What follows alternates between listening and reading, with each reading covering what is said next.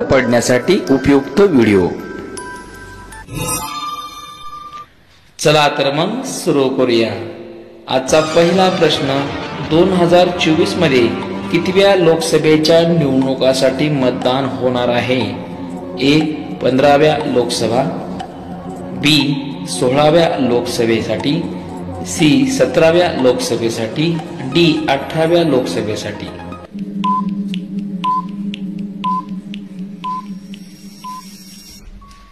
उत्तर आहे पर्याय डी 18व्या लोकसभेसाठी। पुढचा प्रश्न, रणजी चषक क्रिकेट स्पर्धा 2023-24 चे विजेतेपद कोणी जिंकले आहे? ए विदर्भ, बी कर्नाटक, सी मुंबई, डी तामिळनाडू।